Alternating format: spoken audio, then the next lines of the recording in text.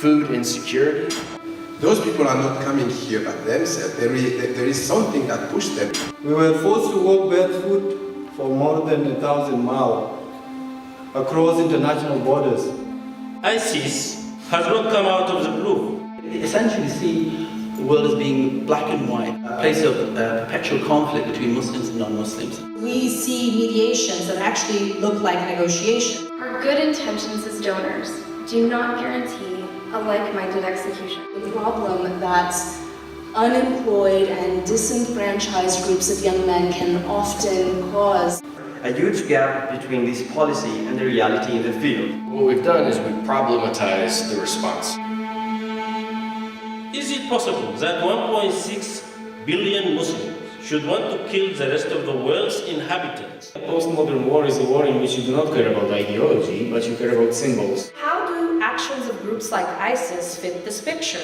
The reality is, the more we stay isolated, the more we isolate, the more we will encourage the same narratives that threaten our security and actually create the conditions that make radicalization possible. When you operate with this ignorance of this other, that's a dangerous territory.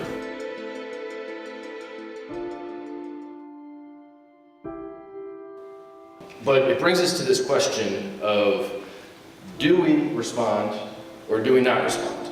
Victims were created by our actions, therefore there is this moral imperative to deal with them, to deal with our responsibility.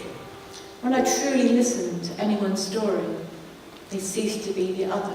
What if by reaching to this other, we could diffuse intercultural tensions and actually discourage them? It is our moral duty to pave the way for children from all walks of life, from every country in this world, to lead and become the fair hope of our global society. But wherever you find yourself, look where the obstacles are and do your best to remove them.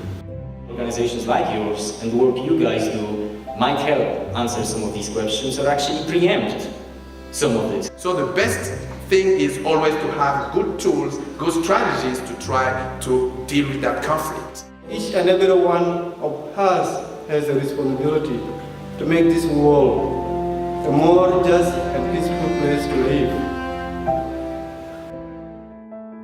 I'm incredibly grateful to Rotary for having had this experience. I wanted to thank you, all Rotarians, for providing funding for the Rotary Peace Fellowship. I want to express my sincerest gratitude to Rotary, University faculty and staff, fellow Peace Fellows, just everyone for being a part of what I consider to be a really formative experience for me. I'm incredibly grateful to Rotarians around the world for their vision of great change, and I'm incredibly honored to now be a bearer of the torch. The Peace Centers program is Rotary's long-term gift to the world.